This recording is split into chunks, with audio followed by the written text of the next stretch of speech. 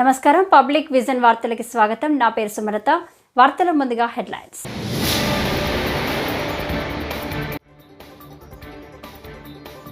పోలవరం ప్రాజెక్టును సందర్శించిన సీఎం చంద్రబాబు.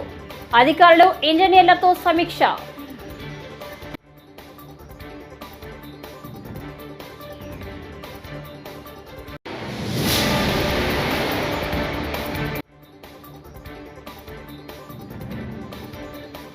రాష్ట్రంలో కూటమి ప్రభుత్వం యథేచ్ఛగా కక్ష సాధింపు చర్యలకు పాల్పడుతుందని భూమన కరుణాకర్ రెడ్డి ఆగ్రహం వ్యక్తం.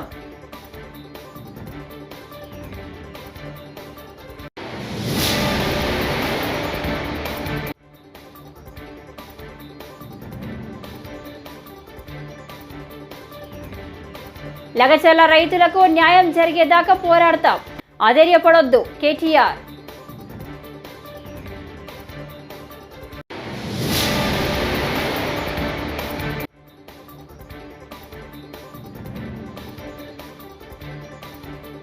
సినిమాల నుంచి మంచి కన్నా చెడే ఎక్కువ తీసుకుంటున్నారు హోంమంత్రి అనిత. ఇక డీటెయిల్స్ చూస్తే, ఏపీ ముఖ్యమంత్రి చంద్రబాబు నేడు పోలవరం ప్రాజెక్టును సందర్శించిన అనంతరం అధికారులు, ఇంజనీర్లతో సమీక్ష నిర్వహించారు. ఈ సందర్భంగా ఆయన మాట్లాడుతూ, చైనాలోని 3 గోద్రేజ్ డ్యామ్ కంటే పోలవరం మెరుగైన ప్రాజెక్టు అని పేర్కొన్నారు. పోలవరం ప్రాజెక్టు కోసం 2014-19 మధ్య రాత్రింబవలు శ్రమించామని తెలిపారు. ఒకేసారి 32,000 క్యూబిక్ మీటర్ల కాంక్రీట్ వేసి వరల్డ్ రికార్డు సృష్టించామని చంద్రబాబు వెల్లడించారు. గతంలో డయాఫ్రమ్ వాల్ను 414 రోజుల్లో పూర్తి చేశామని అన్నారు. జర్మనీకి చెందిన బాయర్ సంస్థ డయాఫ్రమ్ వాల్ నిర్మించిందని వివరించారు. 2014-19 మధ్య 72% పనులు పూర్తి చేస్తామని చెప్పారు.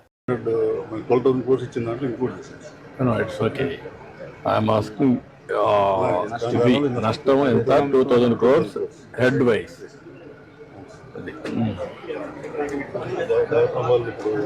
ఆపరేషన్ వర్కింగ్ ప్లాట్ఫామ్ రెడీ అయ్యి గైడ్ బండ్ జరుగుతున్నాయి sir. Concrete guide walls sir ఇప్పుడు ఇటువైపు ఏమో టెస్ట్ చేస్తున్నారు సార్. ఇందాక చూసాను ఈ టెస్ట్ అవడంతో ఈ బండి ఇటు కూడా మొదలు పెట్టింది సార్.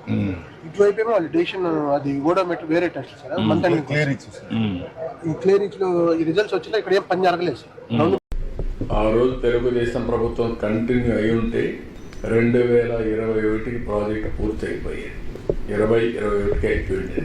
2020-21 పూర్తి అయి ఉంటే ఈరోజు రాష్ట్రం ఎంత బెనిఫిట్స్ వచ్చేటో ఒకసారి చూసుకోవాలి. పట్టిసీమ ప్రాజెక్టు తీసుకపోతే దాన్ని ఎగతాళి చేశారు. ఎందుకు కట్టారన్నారు, ఎక్కడ స్టోరేజ్ ఉందన్నారు. ఆ పట్టిసీమ లేకపోతే కృష్ణా డెల్టా ఎడారైపోయేది. అలాంటివన్నీ విన్యాసాలు చేశారు. ఇప్పుడు 10 ఏళ్లుగా పట్టిసీమి శ్రీరామ రష్ అయిపోయింది. ఆ ప్రాజెక్ట్ లేకపోతే ఎంత ఇబ్బంది పడేవాడో అన్ని ఇబ్బందులు పడేవాడు. అంటే ఒక వ్యక్తి యొక్క అజ్ఞానానికి, మూర్ఖత్వానికి, లేకుంటే రాక్షసత్వానికి నిదర్శనం ఇచ్చేది.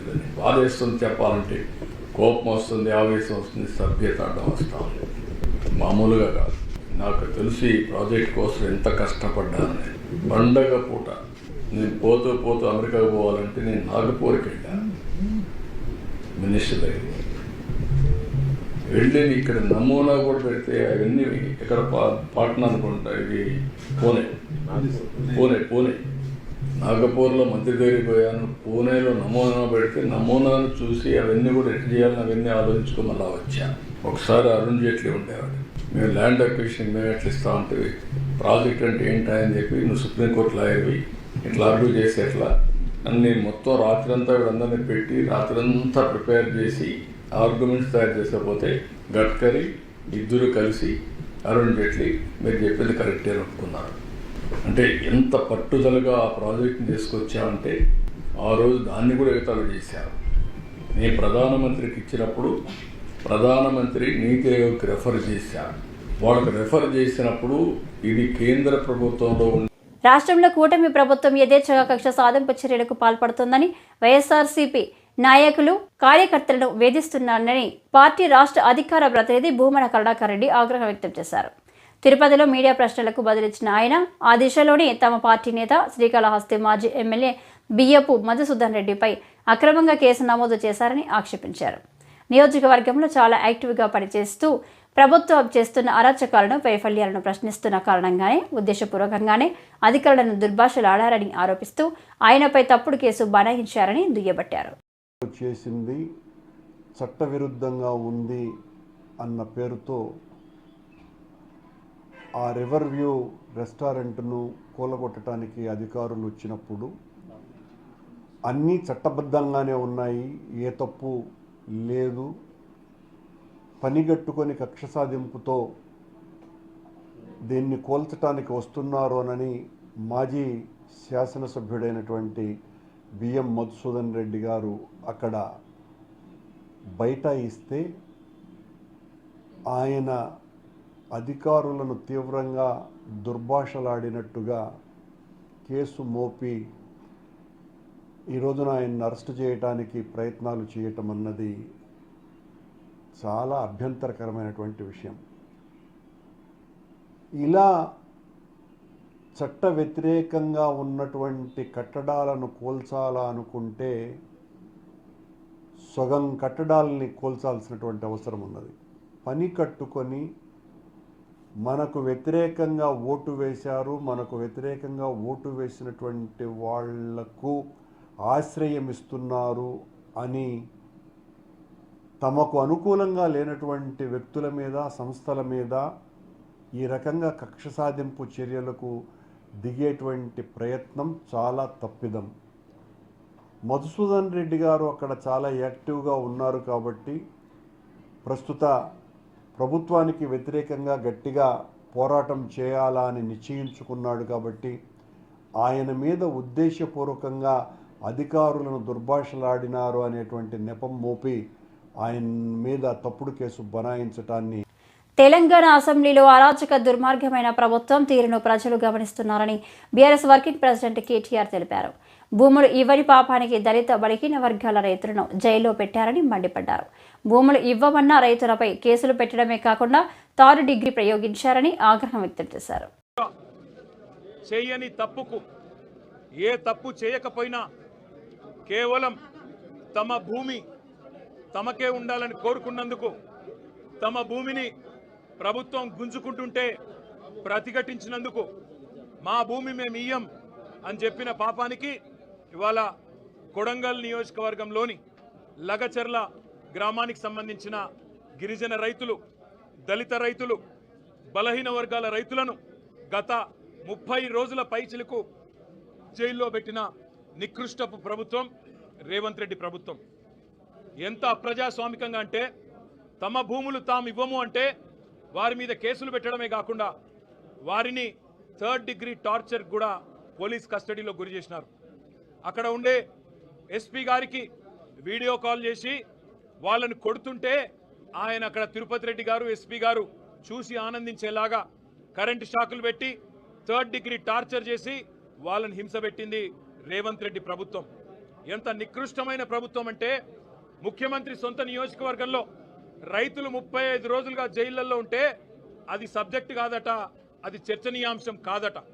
కానీ పర్యాటక రంగానికి సంబంధించి చర్చ పెడతానంటున్న సన్నాసి రేవంత్ రెడ్డిని నేను అడుగుతా ఉన్నా, నీకు మనసుందా? నీకు హృదయం ఉందా? నీ నియోజకవర్గంలో నిన్ను ఓటేసి గెలిపించిన ప్రజలు, నిన్ను ఓటేసి ముఖ్యమంత్రిని చేసిన ప్రజలు జైళ్లలో ఉంటే సిగ్గు లేకుండా పర్యాటక శాఖకు సంబంధించి నేనేదో చేస్తాను, పాలసీ పెడతానంటూ ముందుకొస్తున్నావే, సిగ్గుందా అని అడుగుతా ఉన్నా. అయినా నీ ప్రభుత్వం వచ్చిన తర్వాత 2 రకాల పర్యాటకం కొనసాగుతున్నది. ఒకటేమో ఢిల్లీ పర్యాటకం, ఎక్కే విమానం దిగే విమానం తప్ప 1 రూపాయి కూడా వచ్చింది లేదు. సంవత్సర కాలంగా ముఖ్యమంత్రి 30 సార్లు ఢిల్లీ పోయినాడు, మంత్రులు 70 సార్లు పోయినారు. కానీ 100 సార్లు పోయినా 100 పైసలు కూడా తెలంగాణకు తేలేని సన్నాసులు ఈ కాంగ్రెస్ ప్రభుత్వం వాళ్ళు. అదే మాదిరిగా రెండో పర్యాటకం బాగా ఉంది, అభివృద్ధి చెందుతున్నది అంటే జైళ్ళ పర్యాటకం. ఎవరు ఈయన మీద మాట్లాడితే వాళ్ళని జైల్లో పెట్టాలా. ఒకవైపు మీరు చూస్తూ ఉన్నారు కొడంగల్ రైతులు జైల్లో 35 రోజులుగా. అదే మాదిరిగా సోషల్ మీడియాలో ఎవరైనా పోస్ట్ పెడితే సమాజంలో మొదటి పోలీసింగ్ ఇంట్లో అమ్మ నుంచే ప్రారంభం కావాలని హోంమంత్రి అనిత పిలుపునిచ్చారు. పశ్చిమ గోదావరి జిల్లా పాలకొల్లులో సేవ్ ది గర్ల్ చైల్డ్ పేరుతో నిర్వహించిన 2 కేరర్ కార్యక్రమంలో ఆమె పాల్గొన్నారు. ఆడపిల్లలను రక్షించాలనే లక్ష్యంతో మంత్రి నిమ్మల రామానాయుడు చేపట్టిన ఈ కార్యక్రమాన్ని అనిత కొనియాడారు. ఆడబిడ్డలను రక్షిద్దాం, సమాజాన్ని కాపాడుకుందామని హితవు పలికారు. కబురు వచ్చినా కూడా ఇక్కడ స్వీట్లు పంచుకునే రోజుల దగ్గర నుంచి ఆడపిల్లని కనాలనుంది అనుకునే పొజిషన్కి ఈరోజు చాలా మంది సంఘ సంస్కర్తలే కాదు, ఇలాంటి వ్యక్తులు కూడా ఈరోజు ముందుకొచ్చి చాలా సంస్కరణలు చేయబట్టి ఈరోజు కనీసం ఇలాగైనా పరిస్థితి ఉంది. ఇందాక మధుప్రియ మాట్లాడేటప్పుడు కానీ మన కలెక్టర్ గారు మాట్లాడేటప్పుడు కానీ ఒక మాట చెప్పారు, ఈరోజు ఆడపిల్ల నువ్వు ఇలాగే ఉండాలి, నువ్వు ఈ టైం అయ్యేసరికి ఇంటికి రావాలి, నువ్వు ఇలాగే బట్టలు కట్టుకోవాలి, ఇలాగే మాట్లాడాలి, ఇలాగే ఉండాలి, బుర్ర దించుకున్నాడు. ఈ పరిస్థితులు ఇదే సేమ్ యాస్టీస్ గా మన ఇంట్లో ఉన్న మగపిల్లలకి సైతం చెప్పి మనం నేర్పించుకుని ఉంటే ఈ రోజు బయటకు వచ్చేసరికి ఇన్ని అరాచకాలు జరిగావా అని నేను అడుగుతున్నా. ప్రతి ఆడపిల్లని ఎలా పెంచుతున్నారో ప్రతి తల్లి, ప్రతి మగబిడ్డని కూడా ఆ తల్లి అదే బాధ్యతతో పెంచాల్సిన అవసరం ఉంది. ఫస్ట్ ఆఫ్ ఆల్ మన ఇంట్లో పోలీసింగ్ తల్లే చేయాలి అని చెప్పి డే ఫస్ట్ నుంచి కూడా మేము మాట్లాడుకునే సందర్భం. పిల్లలందరూ కూడా స్కూల్ నుంచి వచ్చిన తర్వాత స్కూల్ బ్యాగ్ పక్కన పడేసిన వెంటనే ఫస్ట్ తీసుకునేది ఏంటో తెలుసా? Cell phone. అమ్మ దగ్గర నుంచి ఫోన్ ఎక్కడుంది, నాన్న ఫోన్ ఎక్కడుంది, అన్నయ్య ఫోన్ ఎక్కడుంది అని కూర్చొని ఆ రీల్స్ చూస్తారు. ఏదేదో అందులో నాన్న చెత్త చెదారం అంతా అందులోనే ఏడుస్తుంది. అవన్నీ కూడా చూసి కొంతమంది ఇన్స్పైర్ అవుతారు, కొంతమంది పక్కన పడేస్తారు. వాట్ ఎవర్ ఇట్ మేబీ, ఏమి జరిగినా ప్రతి తల్లి కూడా అందులో ఏమున్నది, ఏమి చూస్తున్నారన్న సంగతి కూడా ఆలోచన చేసుకోవాల్సిన అవసరం ఉంది. ఆడపిల్లని చాలా చులకనగా చేసే ప్రతి సమాజానికి కూడా ఆ గర్భం నుంచి పుట్టిన ఒక ఆడదాని నుంచి పుట్టిన శిశువుగానే మనం కూడా భావించుకోవాలి. ఈ రోజు నువ్వు చులకనగా చూస్తున్నదో, నీచంగా చూస్తున్నదో, అంటే అశ్లీలంగా చూస్తున్నదో, నీ తల్లి లాంటి ఒక ఆడదాన్ని చూస్తున్నాను అన్న ఆలోచన వచ్చిన ప్రతిసారి కూడా ఈ అరాచకాలు తగ్గుముఖం పట్టాలి, పడుతూనే ఉంటాయి. భ్రూణ హత్యలు ఇంకా కడుపులో ఉండగానే ఆడపిల్లని చిదివేస్తున్నారని చెప్పి చాలా బాధపడ్డాం. కానీ ఈ రోజు ఆడపిల్ల పుట్టిన తర్వాత నెలల రోజుల పసికందుని కూడా, ఆ పసికందును కూడా ఆడదాన్ని చూసి వాళ్ళ మీద కూడా అత్యాచారాలు చేసే మృగాళ్ళు ఈ రోజు మన మధ్యలోనే ఉన్నారంటే ఒక్కసారి మన పొజిషన్ ఏ పొజిషన్ లో ఉందో ఒక్కసారి మనం ఆలోచన చేసుకోవాలి. ఎందుకంటే ఈ రోజు నేను హోమ్ మినిస్టర్ గా నేను చూస్తున్నా, కొన్ని సందర్భాలు చూస్తుంటే భయం వేస్తుంది. పుట్టిన తర్వాత ఆడబిడ్డ రక్షణ గురించి కూడా ఒక సామాజిక బాధ్యత తీసుకొని మీలాంటి మంత్రులు, మనవలాంటి అందరం కూడా ఈ రోజు వేటపాలెం పోలీస్ స్టేషన్ సోమవారం డీఎస్పీ మహమ్మద్ మెయిన్ సందర్శించారు. స్టేషన్లో పలు కేసులకు సంబంధించిన ఫైళ్లను ఆయన తనిఖీ చేశారు. అనంతరం ఆయన మీడియాతో మాట్లాడుతూ వార్షిక తనిఖీల్లో భాగంగా పోలీస్ స్టేషన్ను సందర్శించడం జరిగిందని అన్నారు. పెండింగ్ కేసులు తదితర అంశాలను పరిశీలించడం జరిగిందని డీఎస్పీ చెప్పారు. పోలీస్ సిబ్బందికి సూచనలు చేయడం జరిగిందని అన్నారు. అపరిష్కృతంగా ఉన్న కేసులు ఏమున్నాయి, ఎందుకున్నాయి, దాన్ని పరిష్కరించేటట్టుగా మనం ఏం చేయాలి, సర్టిఫికెట్లు రావాల్సినవి కానీ, కొన్ని కేసుల్లో ఓన్ సర్టిఫికెట్లు, పోస్ట్ మార్టం రిపోర్ట్లని, తర్వాత దొంగతనాలకు సంబంధించిన ముద్దాయిలకు సంబంధించిన వివరాలు, నేరస్తుల వివరాలు, అవన్నీ కూడా ఎక్కడెక్కడ పెండింగ్ ఉన్నాయి ఏంది అనేది మన ఈ రికార్డ్స్లో తనిఖీ చేసి వాళ్ళకి సూచనలు చేయడం జరుగుతూ ఉంటుంది. అట్లాగే మన సిబ్బంది కూడా వాళ్ళ యొక్క ప్రొఫెషనల్ని ఇంకా కెపాసిటీని ఏ రకంగా పెంచాలి, ఏం చేయాలి, కొత్త నైపుణ్యాలు ఏం అలవర్చుకోవాలి, డిపార్ట్మెంట్లో కొత్తగా ఏమొచ్చింది, గవర్నమెంట్ ప్రయారిటీస్ ఏంటి, గవర్నమెంట్ యొక్క ప్రయారిటీ ఏంటి, దానికి తగ్గట్టుగా మనం ఏం చేయాలి అనేది చెప్పడం. అట్లాగే హైకోర్టు రూలింగ్స్ కానీ, కొత్త రూల్స్ కానీ, కొత్త యాక్ట్లు ఏమొచ్చాయి అనేది కానీ సిబ్బందికి వివరించి చెప్పడం జరిగింది. అట్లాగే సిడీ ఫైల్స్ కానీ అవి కానీ చెప్పడం. అట్లాగే యాక్సిడెంట్ కేసులు, ఈ మధ్య యాక్సిడెంట్ కేసెస్ జరుగుతున్నాయి, వాటిని ఏ రకంగా తగ్గించాలి. అట్లాగే కొంతమంది మిస్సింగ్ కేసులు జరుగుతూ ఉంటాయి, మిస్సింగ్ కేసులు ఏ రకంగా పరిష్కరించాలి, ఎందుకు మిస్సింగ్ కేసులు జరుగుతున్నాయి, వాటిని కంట్రోల్ చేయడానికి మనం ఏమైనా చేయగలమా ఏంది అనేది ఆ కారణాలు కనుక్కోవటం, ఆ కారణాలను విశ్లేషించడం. అట్లా కొంతమంది ఇక్కడ నుంచి వెళ్ళిపోయి ఎక్కడెక్కడో ఉంటుంటారు, వాళ్ళని మనం ఏ రకంగా తీసుకురావాలి, మనకు సాల్వ్ కాని కేసులు పక్క పోలీస్ స్టేషన్లో వారి సహాయంతో ఏ రకంగా చేయాలనేది పెట్టడం జరిగింది. అట్లాగే సీసీ కెమెరాలని దాని యొక్క ప్రాముఖ్యత, దాన్ని ఎట్లా ఇన్స్టాల్ చేయాలి, ఏ ఏరియాలో సీసీ కెమెరాలు ఉంటే బాగుంటుంది అని చెప్పేసి అది డిస్కస్ చేయడం. అట్లాగే మనది ఏరియా, ఈ రిసార్ట్ ఏరియా, బాగా బీచ్ ఏరియా కూడా మన వేటపాలెం పరిధిలో ఉంది కాబట్టి చాలామంది బయట నుంచి కూడా విజిటర్స్, ట్రావెలర్స్ వస్తూ ఉన్నారు.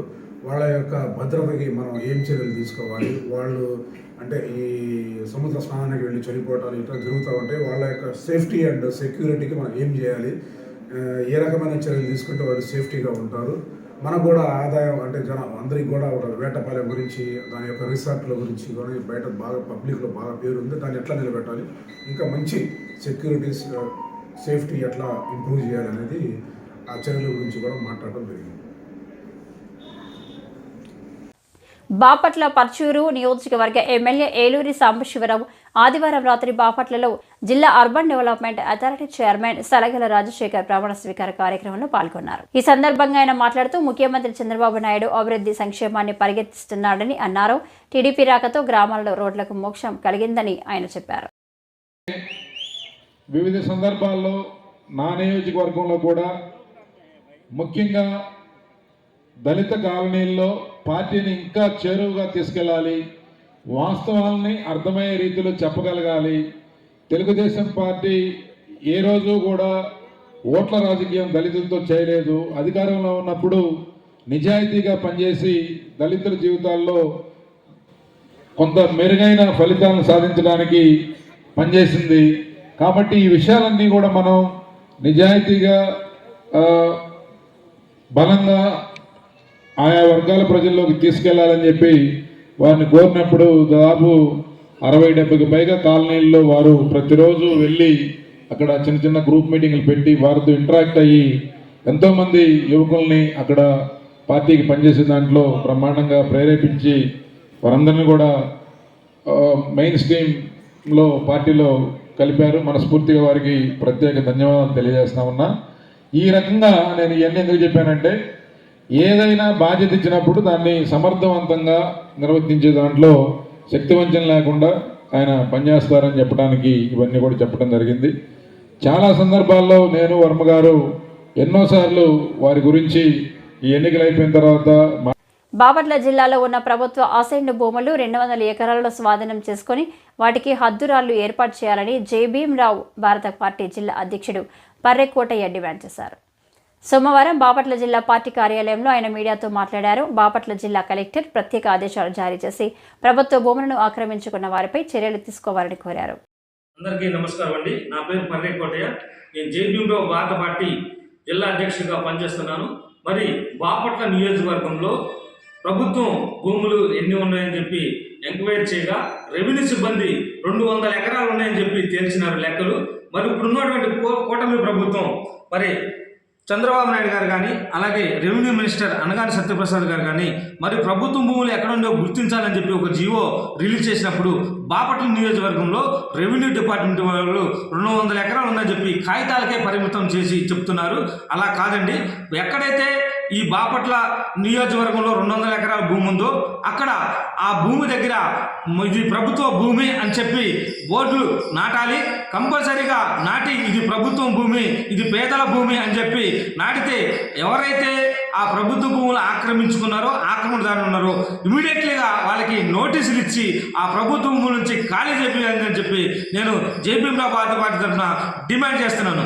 అదేవిధంగా ప్రభుత్వ భూమి ఉందని చెప్పి కాగితాలకే పరిమితం చేస్తున్న ఈ రెవెన్యూ సిబ్బందిపై మరి తక్షణమే స్పందించి జిల్లా కలెక్టర్ గారు స్పందించి మరి ఈ యొక్క 200 ఎకరాల ప్రభుత్వం భూమి దగ్గర మరి ఎక్కడెక్కడైతే ఉన్నాయో బోర్డులు పాతి ఇది స్వాధీనం చేసుకోవాలని చెప్పి నేను జేబీఎంరావు భారత తరఫున కోరుతున్నాను. జై భీమ్, జై భారత్. తెలంగాణలో బెల్ట్ షాపులపై అడిగిన ప్రశ్నను కాంగ్రెస్ ప్రభుత్వం కావాలనే వాయిదా వేసిందని బీఆర్ఎస్ ఎమ్మెల్యే కేపీ వివేకానంద్ మండిపడ్డారు. రాష్ట్రంలో బెల్ట్ షాపుల సంఖ్య గణనీయంగా పెరిగిందన్నారు. కాంగ్రెస్ మేనిఫెస్టోలో బెల్ట్ షాపులను రద్దు చేస్తామని హామీ ఇచ్చారు. బెల్ట్ షాపులపై అధికారులు దాడి చేయడం లేదు, ఇంకా ప్రోత్సహిస్తున్నారు. డ్రగ్స్ వాడకం విపరీతంగా పెరుగుతుంటే ప్రభుత్వం చోద్యం చూస్తుందని విమర్శించారు. ప్రభుత్వాన్ని మరి అడిగి మరి బెల్ట్ షాపుల బెడద నుంచి మరి ప్రజలకు విముక్తి కలిగిస్తారా అనే ఒక అంశం పైన ప్రశ్న ఉంటే మరి వారికి నచ్చిన ప్రశ్నలన్నీ తీసుకొని మా ప్రశ్న రాగానే మరి హౌస్ని వాయిదా వేయడం చూస్తే చాలా బాధాకరమైన విషయం. మరి గతంలో పిసిసి అధ్యక్షుడు ఉన్నటువంటి రేవంత్ రెడ్డి గారు మరి గతంలో అసెంబ్లీలో కాంగ్రెస్ పక్ష నేతగా ఉన్నటువంటి బట్టి విక్రమార్క గారు వీరిద్దరు కూడా మేము అధికారంలో రాగానే ఎక్సైజ్ పాలసీని మేము చేంజ్ చేస్తాము, బెల్ట్ షాపులు పూర్తిగా ఎత్తివేస్తామని చెప్పేసి కూడా వారు అభయహస్తంలో హామీ ఇవ్వడం జరిగింది. ఏడాది కావస్తోంది, సంవత్సరం పూర్తి అయిపోయింది. బెల్ట్ షాపులు తీయకపోగా ఇంకా బెల్ట్ షాపులను ప్రోత్సహించి పెద్ద ఎత్తున ప్రతి వీధిలో ప్రతి గల్లీలో ఈరోజు బెల్ట్ షాపులు పెరిగిపోయినాయి. మరి వారిని బెల్ట్ షాపులు నియంత్రించడానికి ఏమేమి మీరు యాక్షన్ తీసుకున్నారంటే వారు ఇచ్చిన సమాధానంలో చూసినాం. లిఖితపూర్వక సమాధానంలో పూర్తిగా బెల్ట్ షాప్లను ప్రోత్సహించే విధంగా వారి యొక్క చర్యలున్నాయి. ఆబ్కారీ శాఖ వారి కానివ్వండి, పోలీస్ శాఖ వారి కానివ్వండి, ప్రభుత్వం తీరు కానీ కేవలం ఎన్నికల సమయంలో ఎన్నికల కోడ్ ఉన్నప్పుడే కేసులు అయినాయి తప్ప దాని తర్వాత నామమాత్రంగా రాష్ట్ర వ్యాప్తంగా 100-150 అయినాయి. పార్లమెంట్ ఎన్నికల సమయంలో తిరుమల శ్రీవారి ఆలయంలో ఆదివారం సాయంత్రం కార్తీక పౌర్ణమి దీపోత్సవం టీటీడీ ఘనంగా నిర్వహించింది. కార్తీక పౌర్ణమి నాడు సాయంత్రం శ్రీవారికి సాయంకాల కైంకర్యాదులు నివేదనలు పూర్తి అయిన తర్వాత ఈ దీపోత్సవం కన్నుల పండగ జరిగింది. శ్రీవారి ఆలయంలో కార్తీక దీపోత్సవ శోభను తిలకించి భక్తులు తన్మయత్వంతో పులకించారు.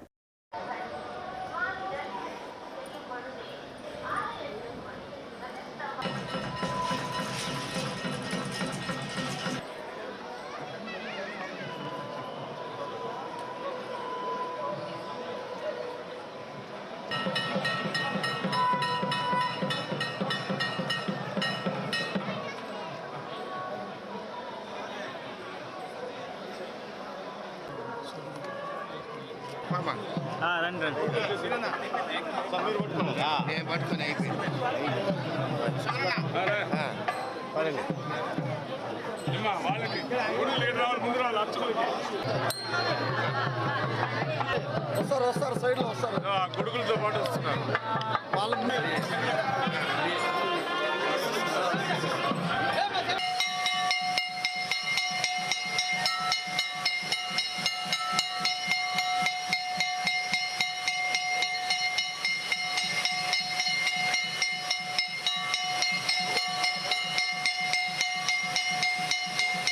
కొవ్వూరు నియోజకవర్గం మున్సిపల్ కార్యాలయం వెనుక సచివాలయంలో rotary club of Rajamahendravaram icons ఆధ్వర్యంలో కోల్ ఇండియా లిమిటెడ్ సౌజన్యంతో ఉచిత కుట్టు మిషన్ల శిక్షణ కార్యక్రమాన్ని సోమవారం ఎమ్మెల్యే ముప్పిడి వెంకటేశ్వరరావు ప్రారంభించారు.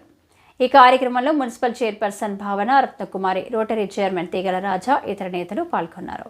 కార్యక్రమం కనుక ఉన్నట్లయితే పిల్లలను చదివించుకోవడానికి కానీ కుటుంబ పోషణ ఉపయోగపడుతున్న ఆలోచనతోటి డ్వాక్రా సంఘాలు ఏర్పాటు చేసి ఇవాళ వాళ్ళు స్వయంగా వాళ్ళ చేతుల మీదుగా వాళ్ళు నిలబడి పనిచేసుకోవాలని, కాళ్ళ మీద నిలబడి చేయాలనే ఆలోచనతో గతంలో కూడా చేశారు. డ్వాక్రా సంఘాలతో పాటు ఇవాళ కుట్టు మిషన్లు చాలామంది ఏంటంటే లోన్లు పెట్టుకుని లేకపోతే చిన్నగా ఏదో చేసుకుని కుట్టు మిషన్ల ద్వారా చాలామంది మహిళలు ఇంటి దగ్గర వాళ్ళు పనులు చేసుకుంటూ ఈ మిషన్ ద్వారా కూడా కొంత ఆదాయం సంపాదించుకుని పిల్లల్ని పోషించుకోవడం కోసం, చదివించుకోవడం కోసం, ఇంటి మెయింటెనెన్స్ కోసం ఎంతో ఉపయోగపడుతున్న పరిస్థితి ఉండేది. అందులో భాగంగానే ప్రతి మహిళ కూడా ఖాళీగా లేకోకుండా భర్తకి సపోర్ట్గా తోడుగా ఉంటూ ఒక 4 రూపాయలు సంపాదించుకున్నట్లయితే కుటుంబ పోషణ ఈజీ అవుతుందని చెప్పిన ఆలోచనతో ఇవాళ గడిచినటువంటి చంద్రబాబు నాయుడు గారు గత ప్రభుత్వంలో చేశారు. ఇప్పుడు కూడా మళ్ళీ వచ్చిన తర్వాత కూడా తక్కువ వడ్డీకి కూడా ఇంట్రెస్ట్ ఇచ్చి కూడా ఇట్లా ప్రోత్సహించాలి మహిళలని చెప్పి అందులో భాగంగా చేశారు. అందులో భాగంగానే ఇవాళ కోల్ ఇండియా లిమిటెడ్ వారి సిఎస్ఆర్ ప్రాజెక్ట్ తోటి మన రాజమహేంద్రలో ఉన్నటువంటి రోటరీ క్లబ్ వారి యొక్క సహకారంతో ఇక్కడ మనం కుట్టు మిషన్ ఈ రోజుని ఇది 400 స్పీడ్ ఉన్నటువంటి కుట్టు మిషన్లు అని చెప్పారు. నేనే చాలా ఆశ్చర్యం వేసింది నాకు, ఎందుకంటే జనరల్గా అయితే కనుక 45-50 కంటే ఎక్కువ స్పీడ్ ఉండదు మనం వాడేస్తున్నటువంటి మిషన్లు అని చెప్పారు. కాబట్టి 400 మిషన్స్ అంటే ఇవాళ హెవీ మీరు బట్టలు, ఎందుకంటే పెద్ద పెద్ద టైలర్స్ దగ్గర మాత్రం ఇవి ఉంటాయి, ఎందుకంటే వాళ్ళకి ఫ్లోటింగ్ ఎక్కువ ఉంటుంది కాబట్టి బట్టలు ఎక్కువ కుట్టాలి కాబట్టి వాళ్ళకి అటువంటి ఫ్లోటింగ్ ఎక్కువ ఉన్నటువంటి వాళ్ళ దగ్గర పెద్దవాళ్ళ దగ్గరే ఈ మిషనరీ ఉంటుంది. అటువంటి మిషనరీని ఇవాళ మన నియోజకవర్గంలో ఉన్నటువంటి మహిళలకు కూడా ఇవ్వాలనే ఆలోచనతో మనం సంబంధిత అధికారులు ఈ రోటరీ క్లబ్ సంబంధించినటువంటి వాళ్ళకి అన్నిటి కోల్ ఇండియా లిమిటెడ్ పులివెందులలో వైఎస్ కుటుంబాన్ని ఓడించిన ఒకే ఒక్క వ్యక్తిని తానేనని టీడీపీ ఇన్ఛార్జ్ బీటెక్ రవి పేర్కొన్నారు. ఆదివారం వేంపల్లిలో ఆయన మాట్లాడారు. వీఆర్ఓలను ఎంఆర్ఓ ఆఫీసులో నిర్బంధించి ఎలక్షన్స్ జరుపుకున్నారని ఎంపీ ఆరోపించారని, గతంలో వైసీపీ పాలనలో సాగునీటి సంఘాలను ఇలాగే ఏకగ్రీవం చేసుకున్నారని ఆయన చెప్పుకొచ్చారు. సతీష్ రెడ్డి టీడీపీలో ఉన్నప్పుడు తీవ్ర ఇబ్బందులకు గురి చేశారా లేదా అని ప్రశ్నించారు. మీరు ఓడిపోతారని, కాబట్టి అట్లా చేసిన మీరు దద్దమని. సెకండ్ ఇన్సిడెంట్ వేలుపుల ఘటన, ఆ రోజు కూడా సింగిల్ విండో సొసైటీ ఎలక్షన్స్ కోసమే జరిగింది. మీరు మళ్ళీ ఈరోజు సతీష్ రెడ్డిని అడగండి, ఏమన్నా మీరు ఇంత సోఫిస్టికేటెడ్ పర్సన్ కదా, మీ మీద మర్డర్ కేసు ఎలా వచ్చింది, ఏం జరిగిందని సతీష్ రెడ్డిని అడుగు.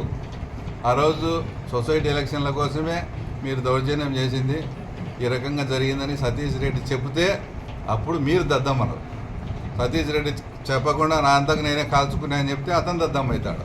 ఇట్లా ఎన్ని ఇన్సిడెంట్లు చెప్తే ఎన్నో కోకొల్లలు ఉన్నాయి. ఆ తర్వాత అంటే మీరు చెప్పినప్పుడు మీరు ఆ రకంగా చేసినప్పుడు మమ్మల్ని ఈరోజు ఏదైతే దద్దమ్మలు అంటున్నారో ముందు మీరు దద్దమ్మలను ఒప్పుకుంటే తర్వాత మేము అయినా కాదా అనేది మేము తర్వాత చెప్తాం.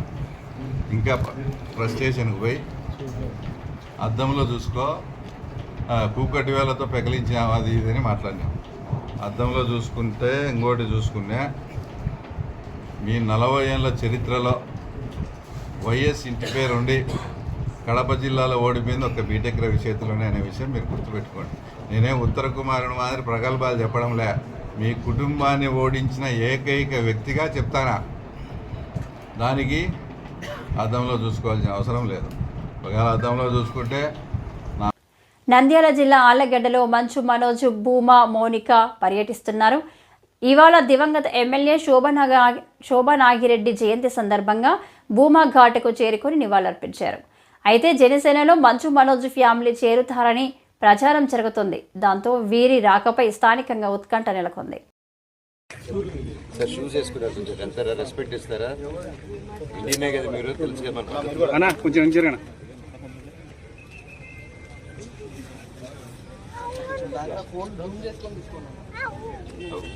కొంచెం తమ్ముడు ఎక్కేది